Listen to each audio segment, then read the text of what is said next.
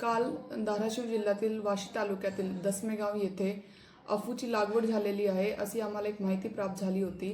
त्या माहितीची शहानिशा करून त्याच्यावरती कायदेशीर कारवाई करण्यासाठी स्थानिक गुन्हे शाखेचे PI विनोद इजपवार यांना मी सूचित केला होता आणि त्याची शहानिशा करून त्यांनी असं मिळाला की तिथे अफूची लागवड झालेली आहे। त्यावरती NDPS कायद्याप्रमाणे कारवाई करण्यात आली।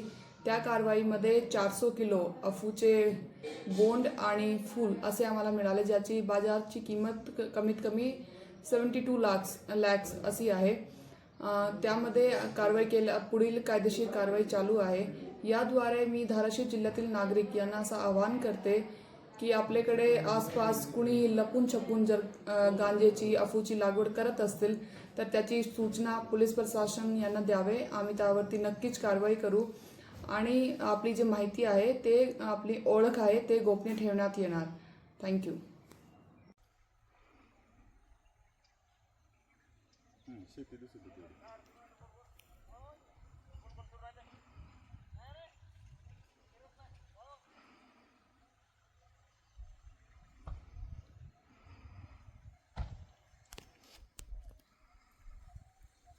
झूम कर जरा, ते बोंडावर होते का? झूम करून घ्या सगळं।